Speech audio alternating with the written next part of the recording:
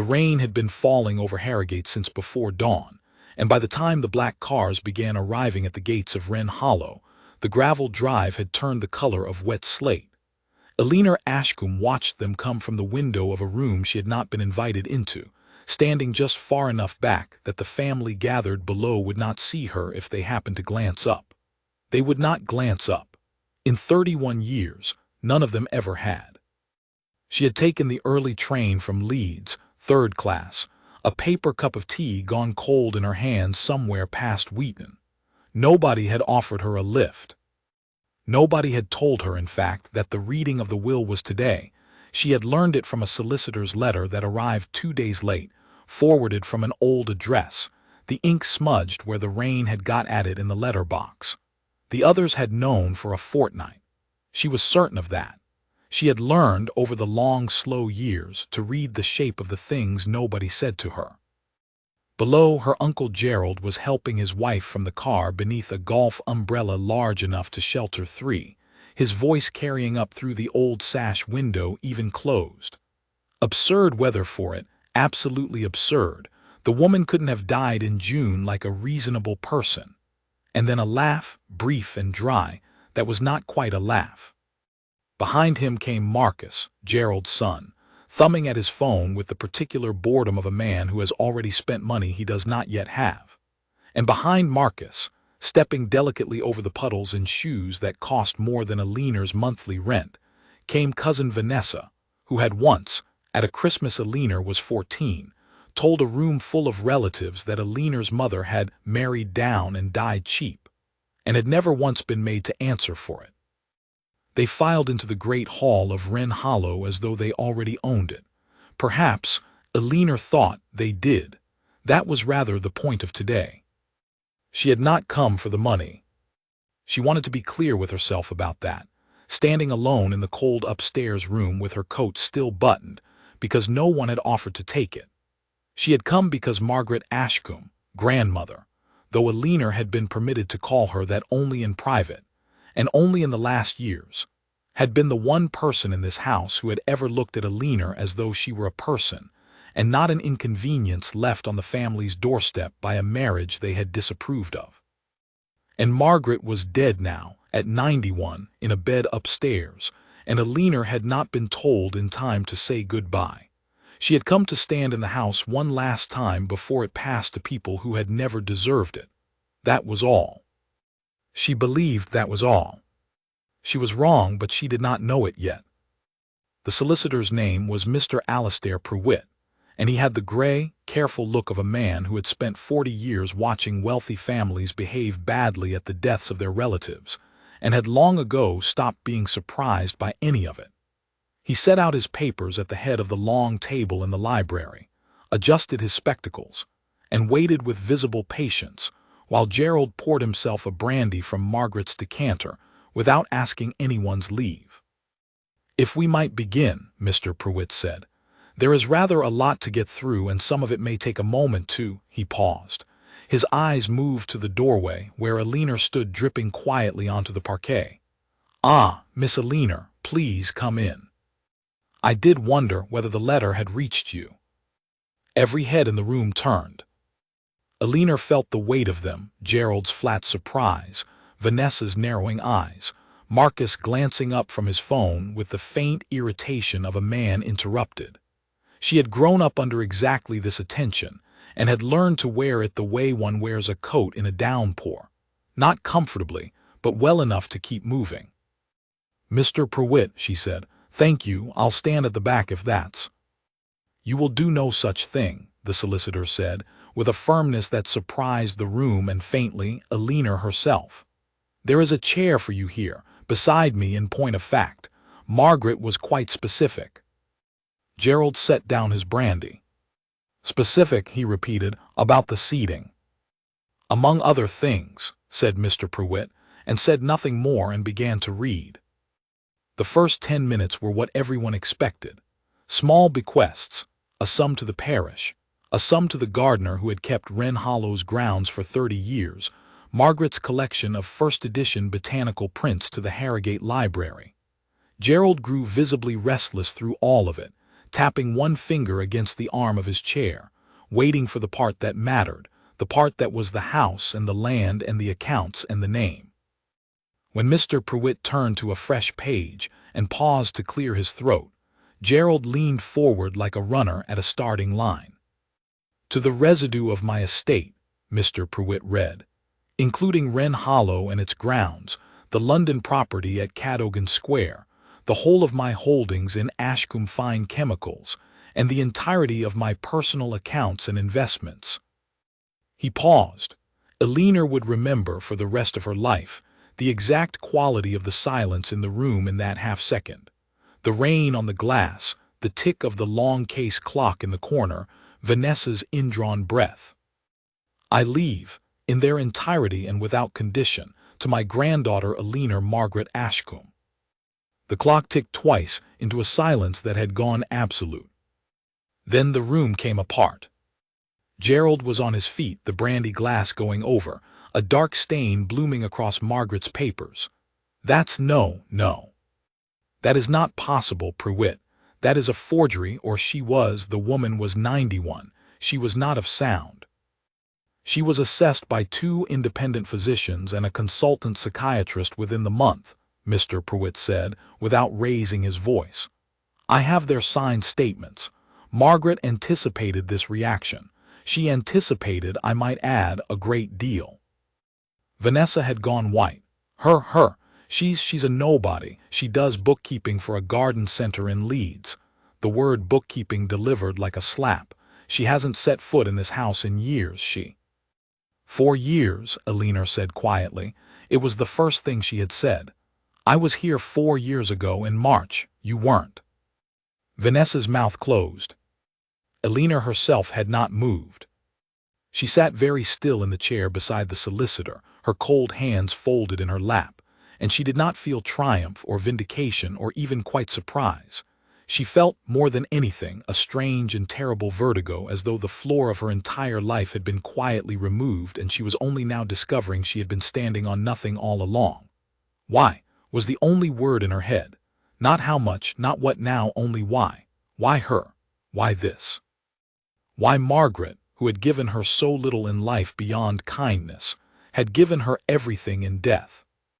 She did not yet know that Margaret had given her the kindness precisely because she had already decided about the everything. She did not yet know that this room, this reading, this stunned and furious family was not the end of anything. It was the first move in a game Margaret Ashcombe had been quietly setting up for the last 6 years of her life. A game with far higher stakes than a house and a name.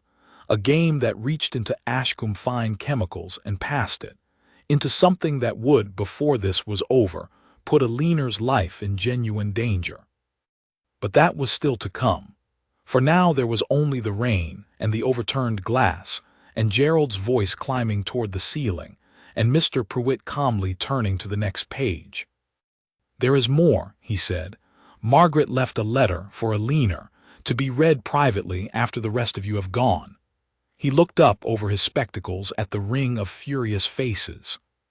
"And I would strongly advise," he added, "that none of you contest this before you have understood what you would be contesting.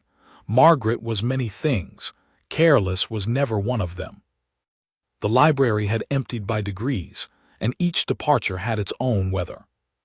Gerald left first and loudest, sweeping his ruined papers off the table with the back of his hand, and announcing to the room in general that his own solicitors would hear of this before the day was out, that he would have the will overturned, the physician's assessments discredited, the whole obscene arrangement dragged through every court in the country, if that was what it took.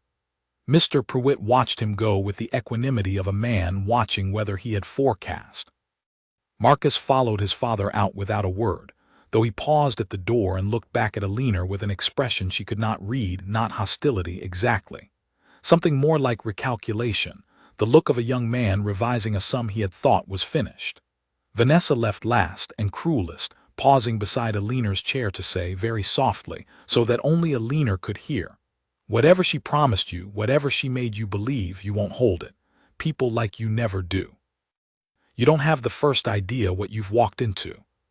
Then she was gone in a cloud of scent that lingered in the room long after the front door had closed on the rain. Eleanor sat where she was and let the house go quiet around her. "They mean it," she said at last. "About the courts." "They mean it," Mr. Pruitt agreed, gathering his own papers with unhurried hands. "Gerald most of all. And I will tell you plainly, Miss Ashcombe, because Margaret would have wanted you told plainly. They have the money to make it exhausting. A contested probate can run for years. It can cost more than most people earn in a decade. It is designed as a process to be survivable only by those with deep pockets and deeper patience." He set the papers square and looked at her. "Which is precisely why your grandmother spent 6 years making certain you would have both." "I don't have either," Eleanor said. "I have £400 in a current account and a fortnight's notice on a flat in Headingley." "You have," said Mr. Pruitt, "considerably more than that. You simply haven't read the letter yet." He drew a second envelope from inside his coat, heavier than the solicitor's letter had been, cream-colored, sealed with a bead of dark green wax pressed with a signet Eleanor half recognized. Margaret's, the Ashcombe crest, a wren on a sprig of something. "I'll leave you the room. Take as long as you need. I'll be in the morning parlor when you're ready, and I would strongly ask that you read it before you say anything to anyone, sign anything, or answer any call from anyone whose surname is Ashcombe, including your own solicitor if you engage one until I have vetted them." He rose. "Margaret's instructions, not mine, though I confess I share the sentiment." He went out, the door closed. Eleanor was alone in the great cold library of a house she now owned, with her dead grandmother's handwriting on an envelope in her lap, and for a long moment she could not bring herself to break the seal.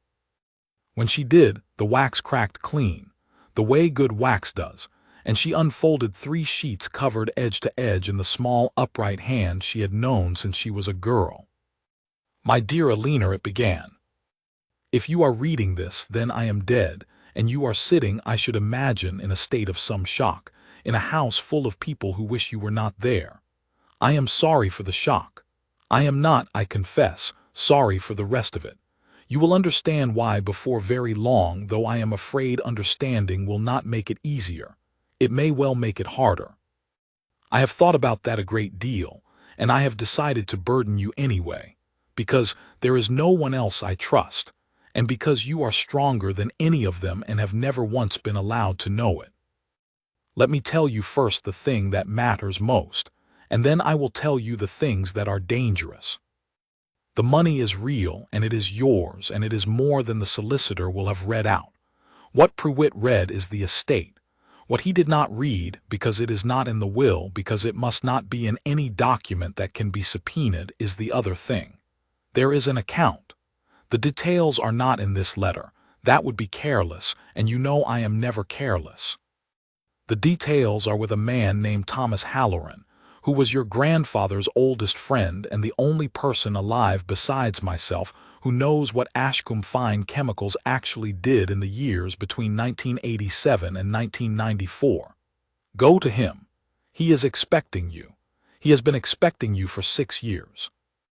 Eleanor's hands had gone very still. Now the dangerous part, and I will be brief, because the details are Halloran's to give and because I do not entirely trust the post even now. Ashcombe Fine Chemicals is not what the family believes it to be. Your Uncle Gerald sits on its board and does not know the half of it. The company made a great deal of money in those years on a product that was sold as one thing and was in fact another, and people were hurt. Not a few people, Eleanor, a great many, in places far enough away that no one in Harrogate ever had to look at them. Your grandfather knew. He did not stop it. That is the truth I have carried for 30 years, and it is the reason I have given you everything, because I could not undo what was done, but I could put the whole of it, the company, the money, the proof, into the hands of the one Ashcombe I believe would do the right thing with it, even when the right thing is very hard, even when it costs. They will fight you for the estate. Let them tire themselves on the estate. It is a decoy, Eleanor, though a valuable one. The real thing is what Halloran holds, And the moment certain people understand that you have it, and they will understand sooner than you would like, the fight will stop being about money and start being about silence. Be careful. Trust Pruitt. Trust Halloran. Trust, for the love of God, no one named Ashcombe, and watch Vanessa most of all, because she is cleverer than Gerald and has far less to lose. I am sorry, my darling. I have handed you a fortune and a grenade in the same envelope, but I have watched you your whole life, quietly, more closely than you ever knew, and I have never once seen you take the easy road when the right one was harder. That is why it is you. It was always going to be you. Go and see Halloran. Everything begins there. All my love always. Grandmother. Eleanor read it twice. Then she folded the 3 sheets very carefully along their original creases, and sat for a long while listening to the rain, and understood, with the same terrible clarity that had opened under her feet at the reading, that Vanessa had been right about one thing after all. She had no idea what she had walked into. But she was going to find out.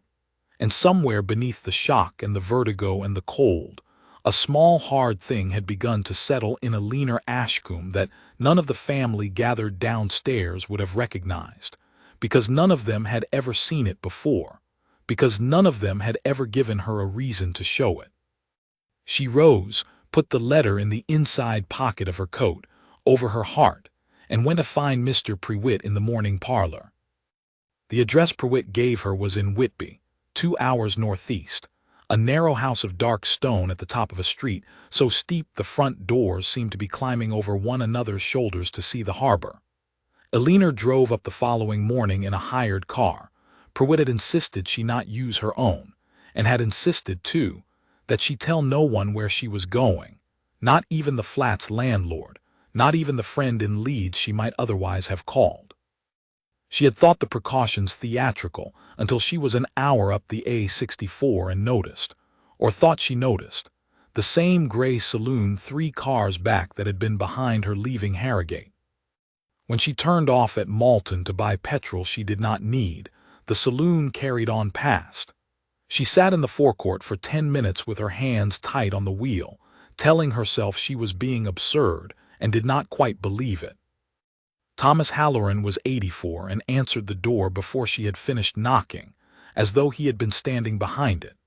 He was a tall man gone thin with age, with a white mustache and eyes of a pale, startling blue, and he looked at Eleanor's face for a long moment in the doorway before he spoke, and what he said was not hello. You have her mouth, he said. Margaret's, when she was cross about something and trying not to show it, she had that exact mouth. He stood back. Comin' out of the wind, Miss Ashcombe. I've had 6 years to get the kettle sorted. You'll have tea, and then I'm afraid you'll have the rest of it, and you won't thank me for either. The front room looked out over the harbor and the ruined abbey on the far cliff, and it was full of books and papers and the particular tidy clutter of a clever man living alone. Halloran made the tea himself, waving off her offer of help, and when they were both sitting, he did not make small talk. He set a biscuit tin on the low table between them, an old one, tartan, dented at one corner, and rested his hand on the lid as though it might otherwise get away from him. How much did she tell you, he said, in the letter? That the company hurt people. Between 1987 and 1994, that it sold something as one thing when it was another. That my grandfather knew and didn't stop it. Eleanor's voice was steadier than she felt. That the proof is with you, and that certain people would stop caring about the money the moment they understood I had it. Halloran nodded slowly, as if she had recited a catechism he had written himself. She was economical as ever. All true, all of it. I'll give you the shape of the thing, and then I'll give you what's in the tin, and then you'll decide what sort of woman you're going to be, because up to now other people have decided that for you, and after today that stops. He took his hand off the lid but did not open it yet. Ashcombe Fine Chemicals made a compound, he said. A stabilizer, technically, went into agricultural products, pesticides mostly, sold into markets that weren't fussy about paperwork. West Africa, parts of South Asia, a great deal of it into places where the regulatory regime was a man with a rubber stamp and a mortgage. The compound was cheap to make because your grandfather's chemists had found a shortcut, and the shortcut left a contaminant behind. Small quantities. Below the threshold anyone was testing for in the places it was going. Your grandfather knew what the contaminant did. He had the studies. He commissioned one himself quietly in 1989, when the first reports started coming back, birth defects mostly in the farming districts, and a particular kidney condition in children that the local doctors couldn't explain, and the company made very sure never got explained. Halloran's pale eyes did not leave her face. He read that study, Eleanor. And then he had it filed, and he kept selling the compound for another 5 years, because reformulating it would have cost the margin that was building this family's fortune. Wren Hollow, Cadogan Square, the lot, it was built on it. Eleanor found she was gripping her teacup and made herself set it down. "How many?" she said. "We never knew the true number. That was rather the design of it, harm spread thin across places nobody counted. But your grandmother spent the last decade of her life trying to find out quietly through people she trusted, and the figure she arrived at was in the thousands. Children mostly. That's what she couldn't live with at the end, not the money. The children she'd been eating dinner off all those years without knowing." He tapped the tin. "This is your grandfather's own copy of the 1989 study with his notes in the margin, the commissioning correspondence. 3 internal memos in which he and 2 other board members agree in writing to suppress it. One of those board members, I should tell you, being a young man named Gerald Ashcombe, 26 years old and hungry, whose signature is on the memo of March 1991. The room seemed to tilt. Gerald knew. Gerald signed. Whether he understood the whole of what he was signing at 26, I couldn't tell you. But his name is on it, and that, Eleanor, is why your grandmother told you to watch him, and why she told you to watch Vanessa more.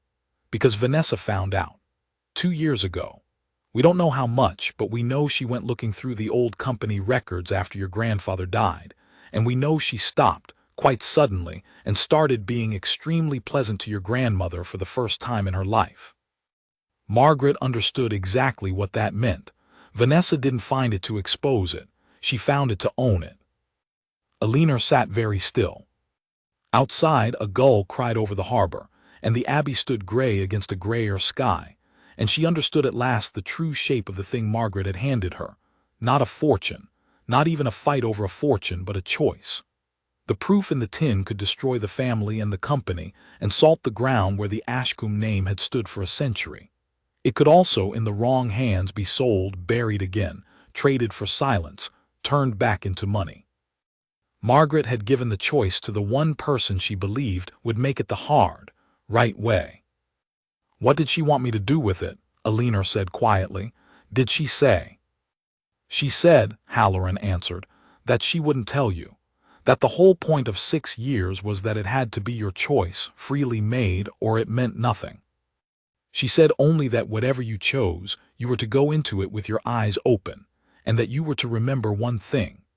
He lifted the lid of the tin at last, and inside, on top of a thick sheaf of yellowed paper, lay a single photograph, a small square color print, faded, of a girl of perhaps 5 sitting on a doorstep in strong sunlight, somewhere far away, her legs thin and slightly wrong, smiling up at whoever held the camera. "She said to remember that they were real," Halloran said, "every one of them, and that the family has spent 30 years making very sure you'd never have to look." Eleanor looked at the photograph for a long time.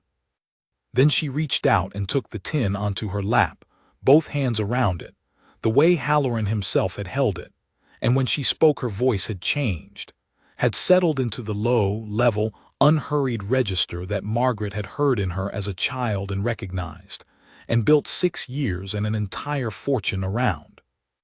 "Tell me everything," Eleanor said, "from the beginning, and then tell me who else knows you have this, because if Vanessa's been looking, she'll come here next." Halloran smiled for the first time, a small, sad, proud thing beneath the white mustache. "There she is," he said softly, There's the one Margaret saw, and he began from the beginning to tell her. Halloran talked for the better part of 3 hours, and Eleanor listened the way she had learned to listen over a lifetime of being talked past, completely, silently, missing nothing. He gave her the chemistry first, in plain terms. The stabilizer, the shortcut, the contaminant, the way it accumulated in groundwater and from there into the wells that whole districts drank from. He gave her the timeline. He gave her the names, the 2 other board members besides her grandfather and Gerald, one dead now, one living quietly on a pension in Portugal. He explained how the suppression had worked, not as a single dramatic act but as 100 small ordinary ones. A study filed, a distributor paid, a local doctor's letter answered with a lawyer's, a journalist in Lagos discouraged, a shipment relabeled. Evil, Eleanor understood by the end of it, was mostly administrative. It was memos. It was margin. And he explained the account. Your grandmother couldn't give the money back, Halloran said.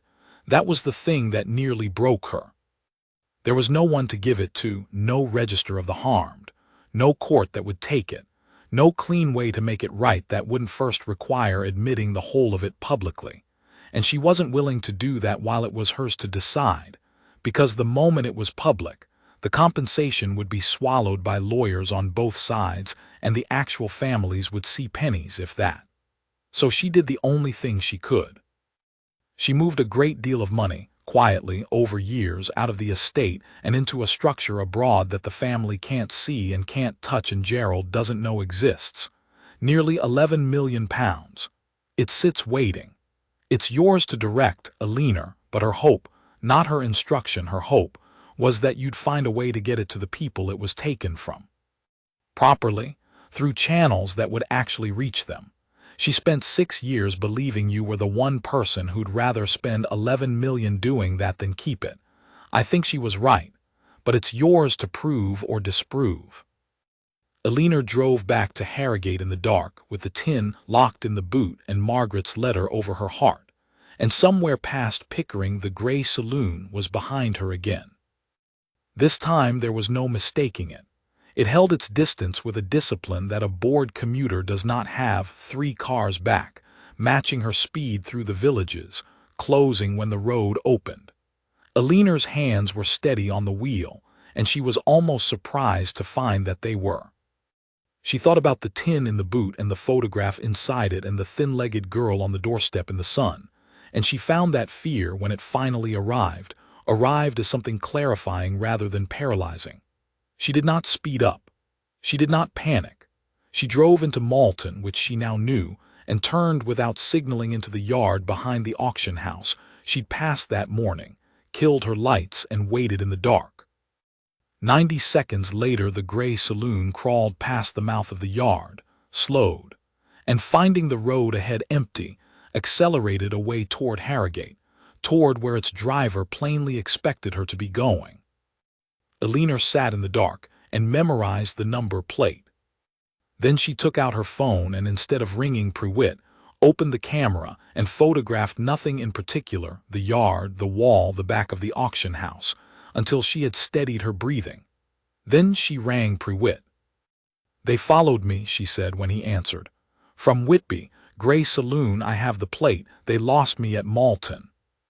There was a pause on the line, and when Pruitt spoke his voice had lost its dry composure for the first time since she'd met him. "You have it, then? The material?" "I have it." "Then listen to me very carefully and do exactly as I say." A rustle, as of a man rising from a chair. "Do not go to your flat. Do not go to Wren Hollow. There is a hotel in Boroughbridge, the Crown. Book it under your mother's maiden name, Whitmore, yes. Margaret told me. Pay cash. I will come to you before 9 tomorrow with 2 people you need to meet, and we will decide together what happens next, because as of the moment you took possession of that tin, Eleanor, this stopped being a question of probate and became something else entirely, and you should not be alone with it in any place your family knows to find you." "Pruitt," Eleanor watched the empty mouth of the yard. "The plate, can you find out whose it is?" "I can find out by morning." "Do that, She started the engine but left the lights off a moment longer. And Mr. Prewitt, the two people you're bringing, who are they? Another pause shorter. One is a barrister. The other, he said, is a journalist your grandmother trusted with her life and who has been waiting like the rest of us for 6 years. Her name is Priya Chandra. She has spent the last decade on a story she could never finish because she could never get the one thing that would stand up, documentary proof from inside in the principal's own hands. He let that sit. You are now carrying the end of her story in the boot of a hire car. Get to Boroughbridge. Lock the door. I'll see you at 9. The line went dead. Eleanor put the car in gear and pulled out of the yard, and as she turned south toward Boroughbridge, not Harrogate, not the flat, not anywhere the Ashcombes would think to look, she was already, without quite deciding to, beginning to plan. Not to hide, to move. There was a difference, and she was discovering, mile by dark mile, that she had known the difference all along, and had simply never before had anything worth moving toward. Behind her at Wren Hollow, in a house full of lit windows and raised voices and lawyers already on the telephone, Vanessa Ashcombe stood at a bedroom window looking out at the rain, holding her own phone to her ear, and said quietly to whoever was on the other end, "She went to Whitby. She's seen the old man, which means she has it now or she will."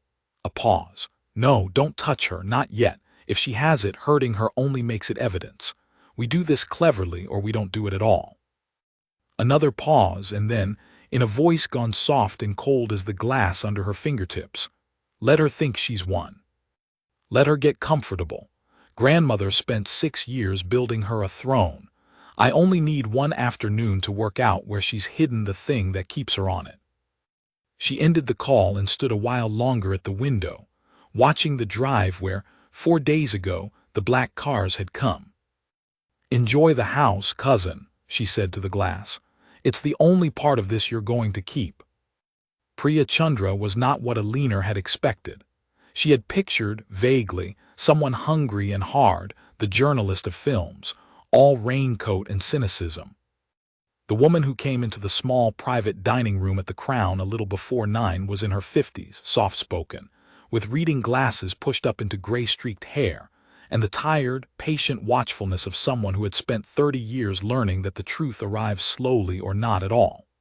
She shook Eleanor's hand in both of hers and held it a moment and said only, "I knew your grandmother for 18 years. I'm very sorry, and I'm very glad it's you." Then she sat down and took out a notebook and became entirely different, precise, forensic, relentless, and Eleanor understood that the softness had been real and the sharpness was real too, and that this was a woman who had learned to carry both. The barrister was younger, a brisk Scot named Ian Ross who dealt in exactly the kind of law the next months would require, and who spent the first 10 minutes reading Margaret's letter and the top 3 documents from the tin in complete silence before he set them down, removed his glasses, pinched the bridge of his nose, and said, "Right. I'm going to tell you 3 things, and you're not going to like any of them." Eleanor folded her hands. "Go on." 1. What's in that tin is, potentially, some of the most consequential documentary evidence of corporate harm I've seen in 20 years of practice. Handled correctly, it could support criminal referrals, a public inquiry, and civil claims across multiple jurisdictions. It is, in the most literal sense, dynamite. He replaced his glasses. 2. In the wrong hands or the right hands used carelessly, it's worthless, or worse, it disappears. And the people who made it disappear are never touched, and you spend the rest of your life knowing you had it and lost it. Chain of custody is everything now. From this morning, that tin does not leave a locked, documented, witnessed environment. We photograph and scan every page today. We make 3 sets. We lodge one with a solicitor who has never heard the name Ashcombe. One goes to Miss Chandra's editor under legal privilege. And the originals go somewhere I'll arrange that even I won't be able to access alone. Nobody can steal what's already in 5 places. And the 3rd thing, Eleanor said. Ross looked at her for a moment. The 3rd thing is that the moment we move on any of this, the moment a single memo surfaces, or a single question is asked in the wrong quarter, Your family will know you've chosen to use it rather than sell it or sit on it. And everything your grandmother warned you about will begin. They'll come at your competence, your character, your grandmother's soundness of mind, your right to the estate. They'll flood you with litigation designed not to win, but to bleed you dry and frighten you into silence. Some of it will be lies. Some of it will be lies dressed as concern. And I'll tell you now, Miss Ashcombe, having watched a lot of people in your chair, most of them fold, not because they're weak, because it's genuinely unbearable, and because the people doing it to them have spent their whole lives learning how to make it unbearable and have money and time and no shame at all. He let that sit. So before we photograph a single page, I have to ask you the only question that actually matters. Not can you afford this, your grandmother made sure you can. Can you stand it? Because once we start, there is no quiet way back. The room was silent. Priya's pen was still. Pruitt watched Eleanor over his spectacles with an expression she couldn't read. Eleanor thought about it. She did not answer quickly, and she saw Ross note that she didn't saw him revise something, the way Marcus had at the door of the library, the way people had been quietly revising her since the will was read. She thought about the flat in Headingley with its fortnight's notice, and the garden center where she'd kept the books for 6 years and been thanked by no one, and the long gray childhood of being talked past in this exact county by these exact people. She thought about Margaret watching her, all those years, more closely than she'd ever known. And she thought about the photograph in the tin, the girl on the doorstep, thin-legged in the sun, smiling up at a camera held by someone who was probably also gone now, in a district no one in Harrogate had ever had to look at. When my mother died, Eleanor said slowly, I was 19.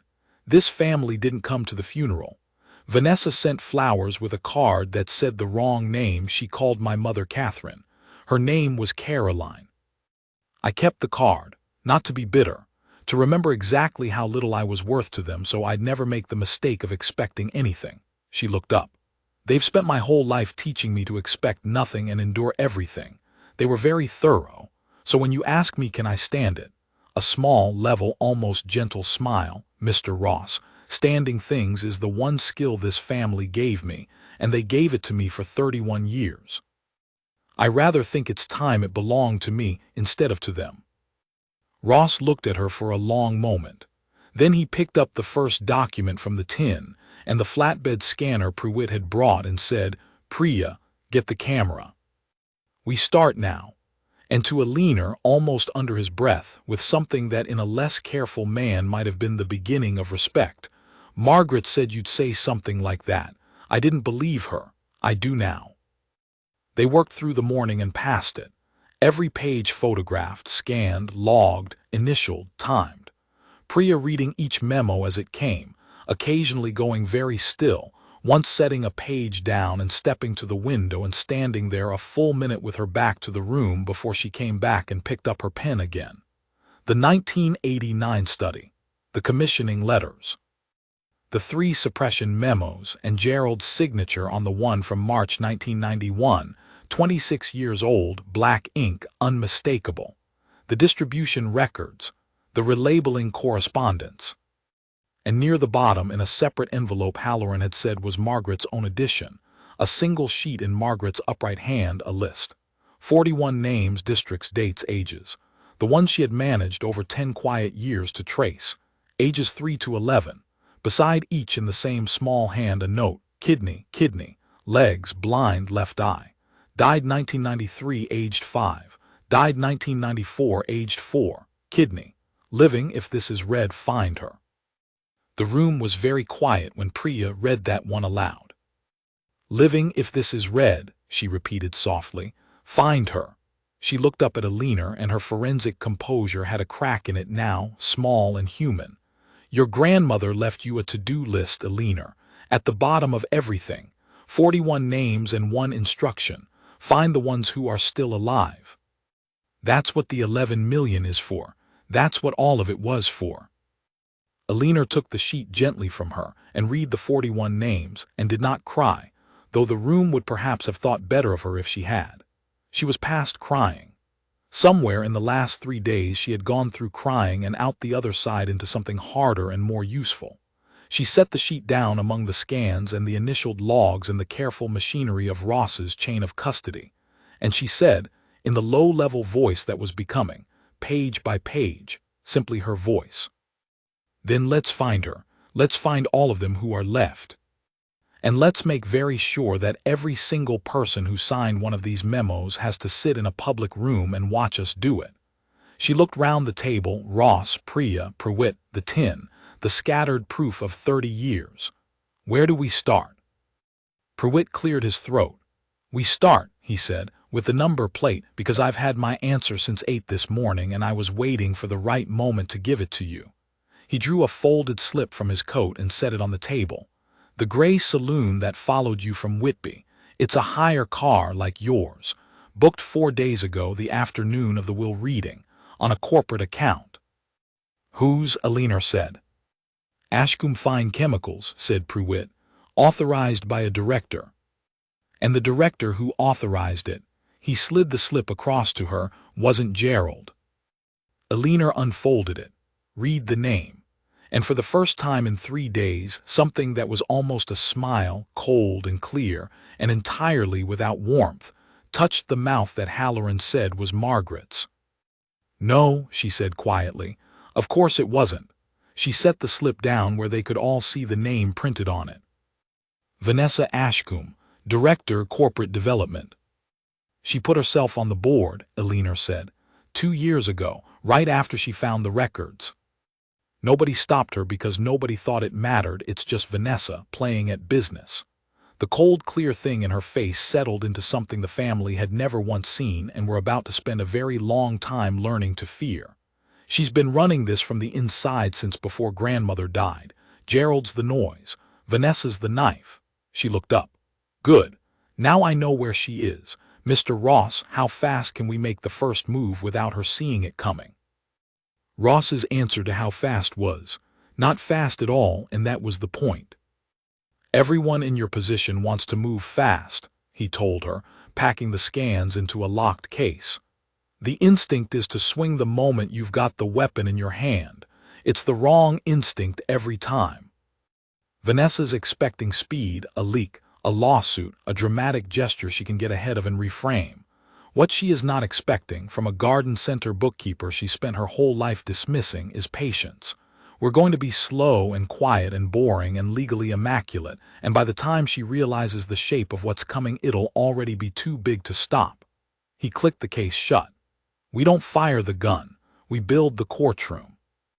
And we do it in an order that means every move she makes to defend herself digs her in deeper." So Eleanor learned patience, or rather, discovered she already had it, in quantities the family had never given her the chance to spend. Over the following weeks she did nothing that Vanessa could see.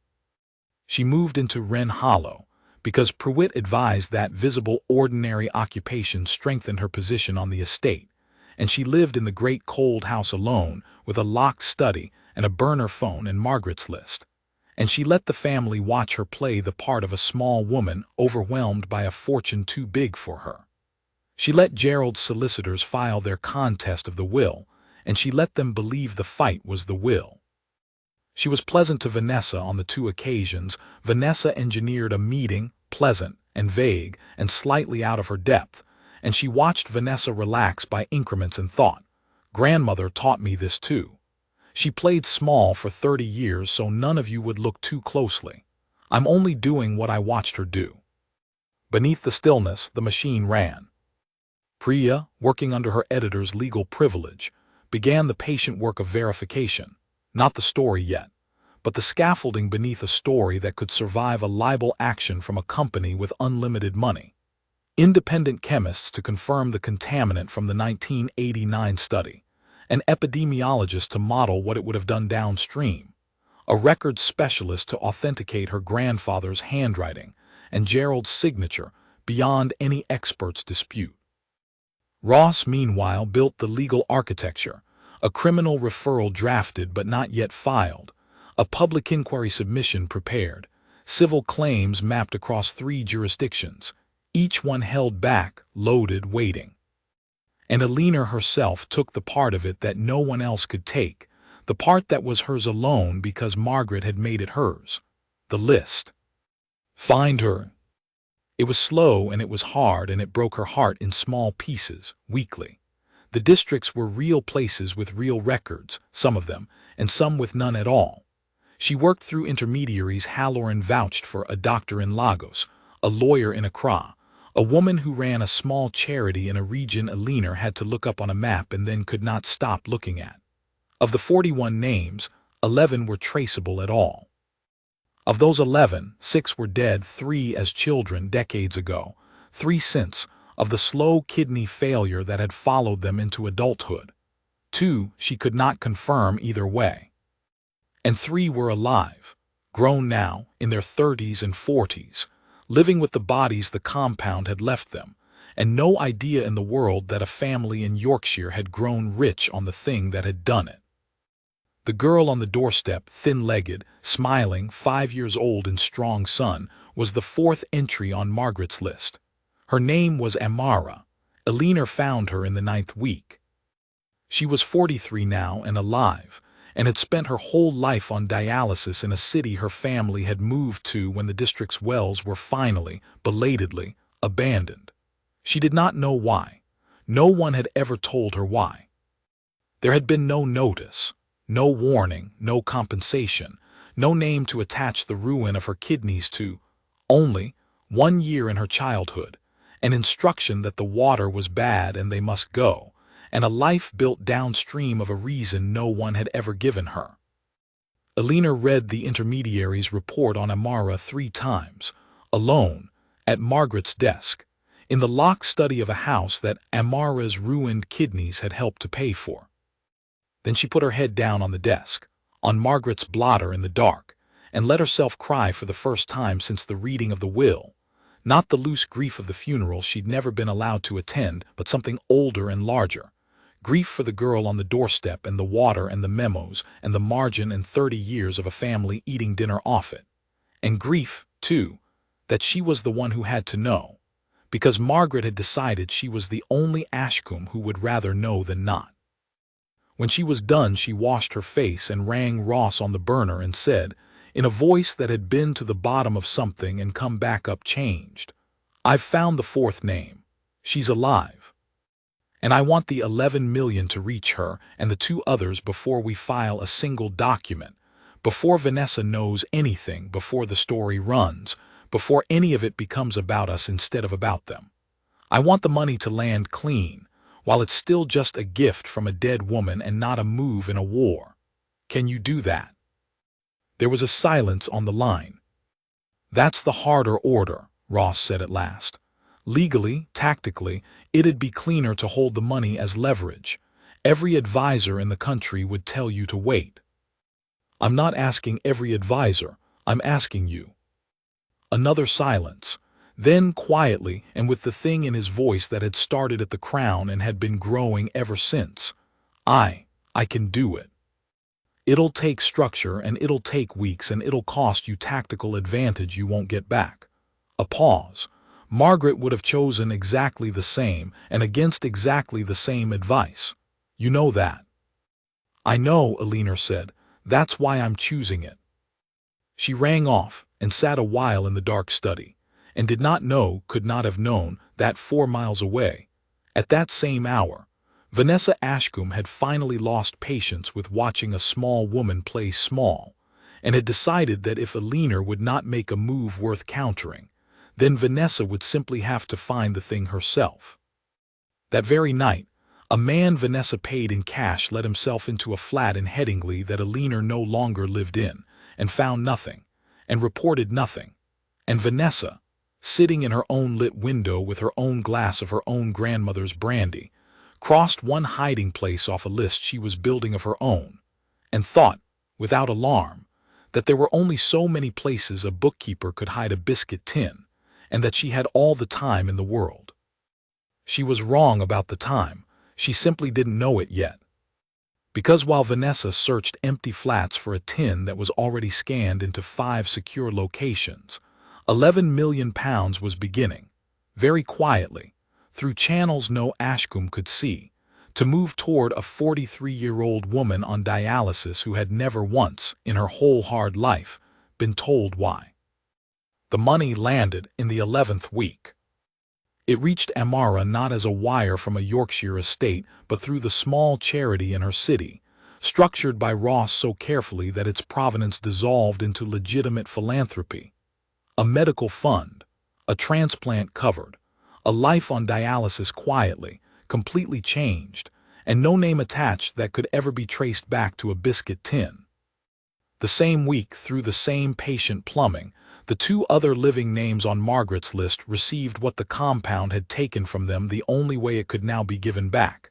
Not justice yet, but relief. Clean, unweaponized, a dead woman's last kindness arriving before the war. Eleanor never met Amara. That was the discipline of it. The whole point was that it reach her without a giver to thank, without a debt, without the gift becoming leverage. But Priya's intermediary sent one line back through the channels, unbidden, and Eleanor kept it the way she'd kept Vanessa's card with the wrong name for the opposite reason. She asked who the message read. "We said a woman who found out," she said. "Tell her I stopped being angry at nobody today. Now I have somewhere to put it." Eleanor read that at Margaret's desk and understood at last and completely why 6 years and £11 million and an entire fortune had come down to her. Not to win, to give the harmed somewhere to put the anger, a name, a reckoning. That was the thing money alone could never do, and it was the thing still waiting in the tin, and it was the thing Vanessa would kill the story to prevent. Vanessa struck 4 days later, and she struck cleverly, exactly as Margaret had warned. She did not come for Eleanor with lawyers, she came with concern. On a Tuesday morning, without warning, a story appeared, not in Priya's paper but in a lesser one, planted, sourced to family members close to the situation. It described a fragile, isolated woman, a garden center bookkeeper of no accomplishment, who had inexplicably inherited a fortune from an elderly relative in failing health, who had cut herself off from her family, moved alone into a great empty house, and was behaving erratically, meetings with strangers, cash payments, a burner phone, an obsession, per one unnamed source, with historical grievances against the family firm that exist only in her imagination. It raised, with lawyerly delicacy, the question of undue influence. It raised the question of Eleanor's mental state. It was, Eleanor saw at once, beautifully built. Every true fact bent 1 degree into something damning so that the truth itself became the evidence against her. The meetings were real. The burner was real. The cash was real. Vanessa had simply supplied the frame, unstable, manipulated, not to be believed, so that when the real story broke, Eleanor would already be the unreliable woman who'd been saying mad things about the family for months. It was, Ross admitted grimly over the burner, exactly what he'd have done. "She's prediscrediting the witness. If you go public now, you're the erratic heiress with a grudge and a burner phone. She's built you a straitjacket out of your own true facts." Eleanor sat with the paper open on Margaret's desk for a long time. And then, slowly, she began to smile, the cold, clear smile that was Margaret's mouth, the one the family had never seen and had every reason now to dread. "No," she said, "she hasn't built me a straitjacket. She's built me a witness box. She's put on the record in print that I've been saying things about the family firm for months. She's told the whole county that there's a story here. She just thinks she controls what it is." Eleanor turned the paper so the headline faced the window, faced Harrogate, faced the whole watching world that had spent her life looking straight through her. "She's used every true fact against me. Fine. Then when the tin opens, every true fact becomes true again, and the only person who spent months insisting there was a grievance about the family firm in writing in the papers will be Vanessa. She's just signed her name to the existence of the thing she spent 2 years trying to bury. She's told everyone to look. Ross," the low-level voice gone certain, "how long to file the criminal referral brief Priya's editor to run the full story and lodge the public inquiry submission. All 3, same morning." No warning. A pause on the line. Then, with something that had traveled all the way from that first cautious question at the Crown to something else entirely. 3 weeks. Everything verified, everything armored, all three at once, at a time and a place she can't get ahead of. Then we have 3 weeks, Eleanor said. And after that, cousin, not to Ross, to the window, to the drive where the black cars had come, to 31 years of being the girl no one looked up to see. After that, everyone finally looks. She set down the paper. Outside, the Yorkshire rain had stopped, and the light was coming gray and clean over the hills, over Wren Hollow, over a house built on a thing that was, at last, 3 weeks from being said out loud in a room no one could leave. Somewhere to the south, Vanessa Ashcombe read her own planted story over breakfast and was pleased, and poured herself a second coffee, and did not feel, could not have felt, the ground moving under a woman she had spent her whole life certain was standing on nothing. She would feel it soon, they all would. Part 1 ends here.